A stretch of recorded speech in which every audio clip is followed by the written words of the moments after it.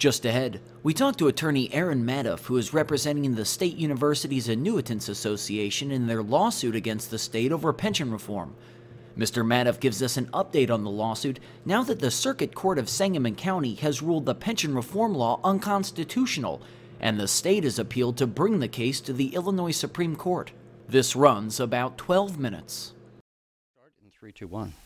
Aaron Maduff, thanks for joining us again on the Illinois Channel. And since last we spoke regarding the state's pension reform bill that was passed in the spring, we've been talking all summer and fall about the lawsuit that was brought, but there's a significant development that we hadn't had a chance to talk to you about, and we wanted to go into some detail. Give us the headline, if you would, of what happened, and then what are some of the details behind the court's ruling? The headline is that the Circuit Court of Sangamon County is done. It has held the statute unconstitutional. It has found that the statute's portions which are unconstitutional are inseverable from the rest, and it has struck the entire statute.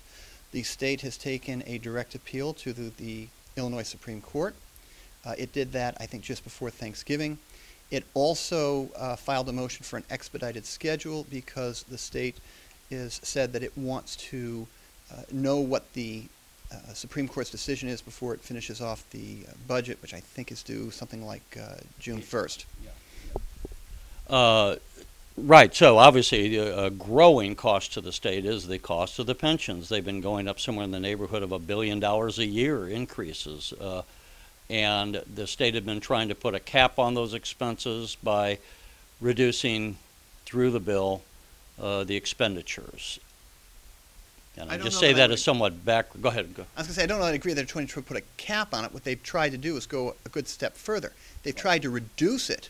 Right. Well, that's it. And I should have said in other words, they're trying to control the costs, and they made changes which would have reduced their annual cost and contributions and benefits.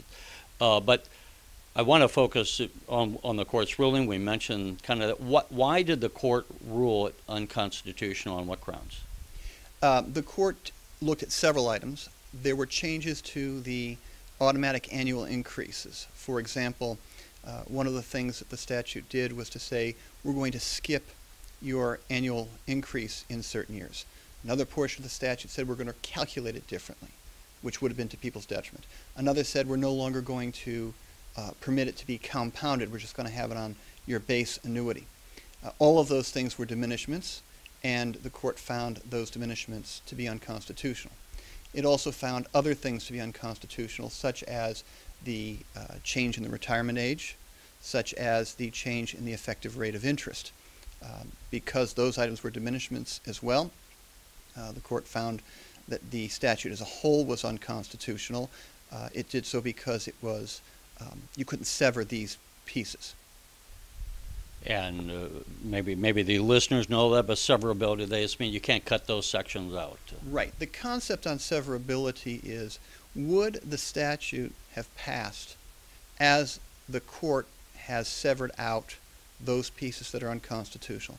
So, for example, if a statute does two things, if it raised the retirement age and it changed the effective rate of interest, and the court found that the change to the effective rate of interest was unconstitutional, but the change in the retirement age was in and of itself constitutional, it could have severed that effective rate of interest change and kept the change in the retirement age, if that is severable from the statute. But what the court determined was that it is not severable. Once you find that both the effective rate of interest, the change in the retirement age, these changes to the AIs, and other things were not constitutional, what you were left with was Swiss cheese.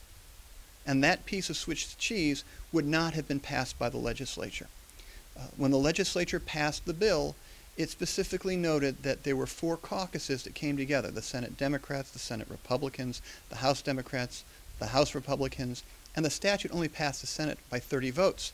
If it had gotten 29 votes, it wouldn't have passed. So when you take that piece of Swiss cheese, well, the question now for the judge is, would that piece of Swiss cheese have passed now that you've taken out all of these things? And the answer is most likely no, it would not have passed, and therefore the judge struck down the entire statute. Now you alluded to this. At this point where it stands is, I believe it's bypassing the appellate court level. It's going right to the Supreme Court. That's right.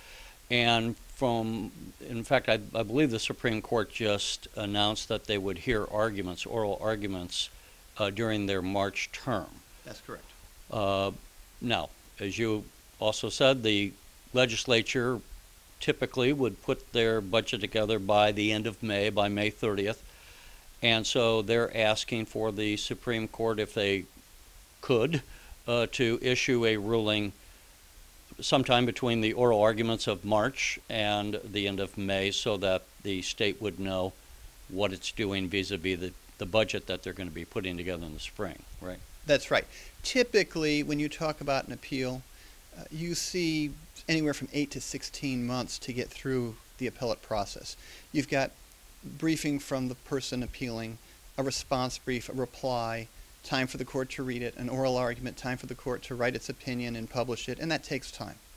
The state moved for an expedited schedule because it was concerned that it wanted a final answer before June 1st so that it could use that information for its budget. And the Supreme Court has made an effort to accommodate the state. It has put together an expedited schedule. The state's brief is due, I believe, January 12th. Ours is due February 16th.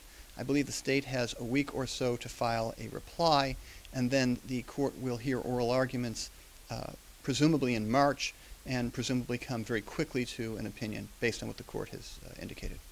And the Attorney General, Lisa Madigan, is representing the state and would be arguing, or her designee, Right. Her office would be arguing that the law is constitutional. How significant is it? I mean, the Supreme Court sometimes overrules both at the federal level and at the state level. I mean, they review. And on the other hand, it is not, the Supreme Court is an appellate court, so they're not the first hearing of the case. They're looking at the application of law. Does it or does it not violate the terms of the Constitution? Is there any way to, I guess there is no way, but I mean, what are your thoughts as far as the role of the Supreme Court in looking at such a law? What would they be looking at? Would they necessarily be looking at the very same arguments that were made at the circuit level, or could they be listening to some arguments that had not been presented at the circuit level? Well, the first thing that's going to happen is it's going to depend upon what arguments the state makes. I haven't seen the state's arguments. The state can certainly change its arguments. But any appellate court, and certainly the Supreme Court, can affirm the trial court on any reason. It doesn't need to do it based on the specific reason that the trial court came to the conclusion that it came to. And certainly there are numerous other arguments that would support, in our view, finding the law unconstitutional.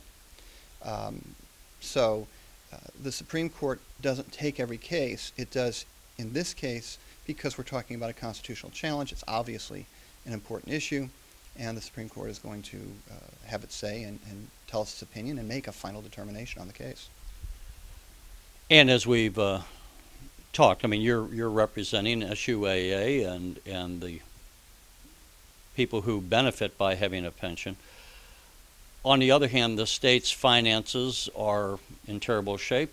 We were talking off camera. Is there, you would say that the approach the state took, which is we're passing a bill that would change the rules of the game after the game's been started. In other words, they're changing the agreement that they had with those workers who had worked for the state. And you were saying that maybe the state could go back if, in fact, the Supreme Court says this law is unconstitutional. Perhaps the state could come back and, through a negotiation with the recipients or the current workers, come to some kind of terms that would be allowed constitutionally to reduce the cost of the pensions to the state.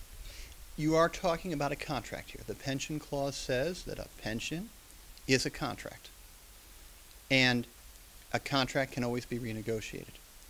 There is some difficulty in that you're having to negotiate with thousands and thousands and thousands, hundreds of thousands of people, and you've got to have almost an individual negotiation. I mean, if you have a union, you've got a collective bargaining agreement, you can negotiate with a block of people in that way.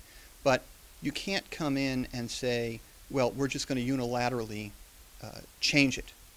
Now, one thing the state has done in the past is to say we're going to make an offer, and people can sign something, and they can make changes person by person. And if the state makes an offer that makes sense to people, that's certainly a possibility, but it's still going to have to be sent out to each person to make an election. That may still make a great deal of sense, because if what they're doing is something that's to the benefit of the state employee who says, you know, I prefer to go with that deal, and that employee gets a sheet and says, I choose to make that decision, then you're going to at least have some people that you're changing the situation with, and that may very well work. But I'm an attorney, not an economist. I haven't worked through all those things. There are smarter people than I am who can work through that. But the point is that the state wouldn't be without some options of reducing the cost of pensions. They could put something else on the table, and in this case negotiate with people to accept whatever terms they would come up with. But if that were even the case, it might be one thing to negotiate with someone who is still on the job. What about applying it to those who have already retired? It doesn't really matter. If you've got an agreement, you've got a contract, it's subject to renegotiation if you can get an offer that is comfortable for the person who's looking at it from the other side. And that's really the trick. Somebody is going to have to sit down and work through this and say, look, this is going to make sense for all people. Is there a change that we can make in the system that's going to improve the conditions everywhere? There's also the possibility that there are other things that the state could do. Again, I'm not an economist, but to raise more money. I don't think that we're in a situation here where the state cannot address the pension problem. It's just trying to do it in the wrong way right now. All right, Aaron Maduff, we appreciate you taking us, and have a good, happy holiday. Thank you.